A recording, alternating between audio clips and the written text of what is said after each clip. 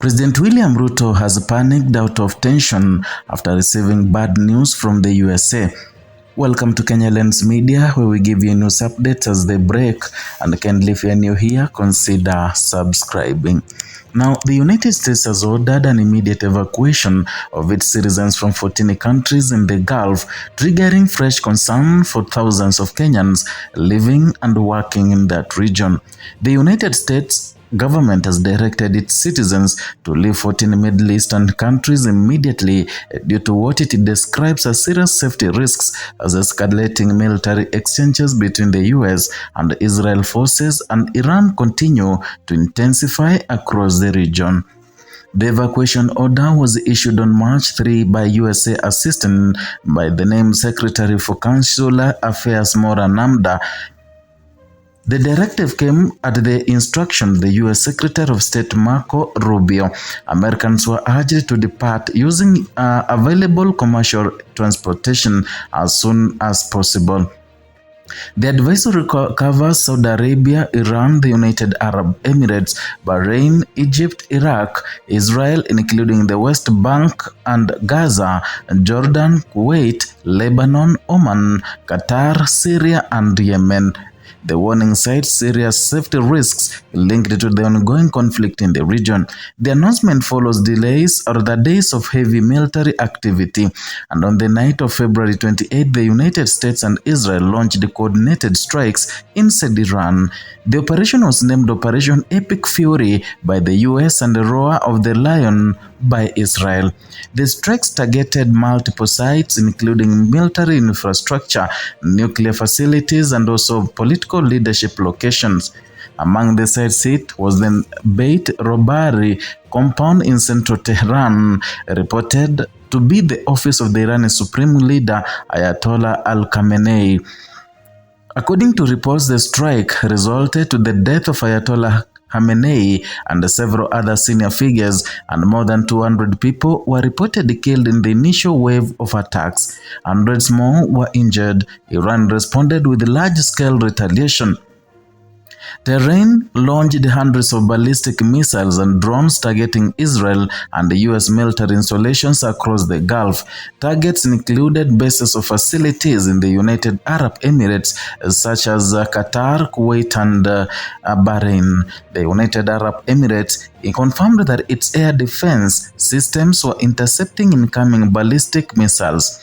Major cities across the Gulf, including Doha and Dubai, have experienced heightened security alerts. The Iranian Red Crescent Society reports that March 3rd, more than 500 Iranians have been killed, and the United States Central Command has confirmed the deaths of 6 American service members.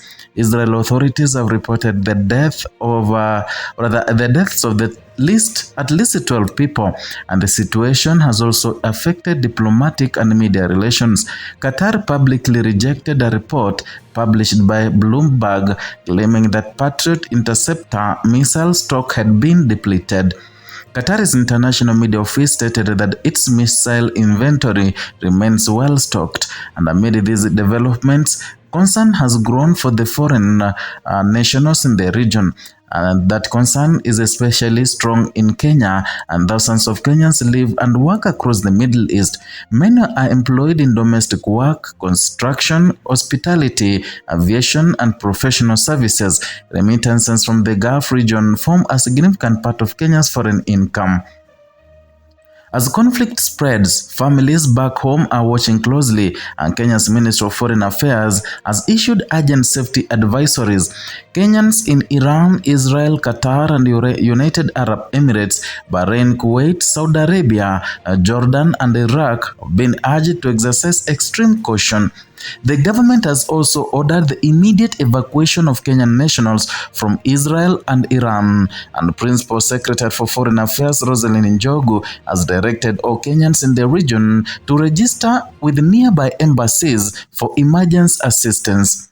Registration allows embassies to account for citizens and provide coordinated evacuation or safety support if needed.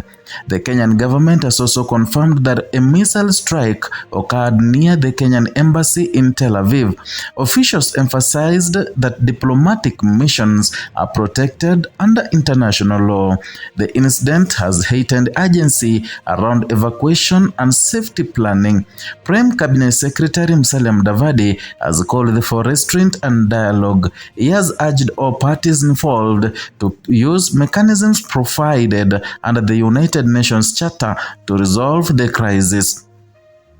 The conflict marks one of the most direct confrontations between the United States, Israel, and Iran in recent years, and the scale of missile exchanges has raised fears of broader regional instability.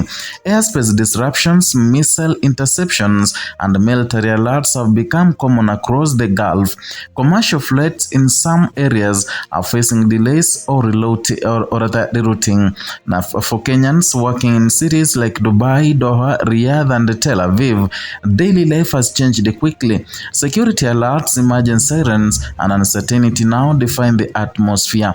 Employers are reviewing contingency plans, and the embassies are working extended hours. Families in Kenya are trying to reach loved ones, and the U.S. evacuation order has added urgency to the situation. The United States advises its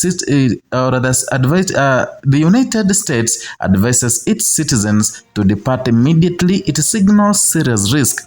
Such directives are issued after security assessment and intelligence reviews. The advisory specifically urges Americans to use commercial transportation while it remains available. That wording suggests that flight access may become limited in the conflict, or rather if the conflict expands. The Middle East hosts millions of foreign workers, and large expatriate communities from Africa and Asia depend on stable regions conditions.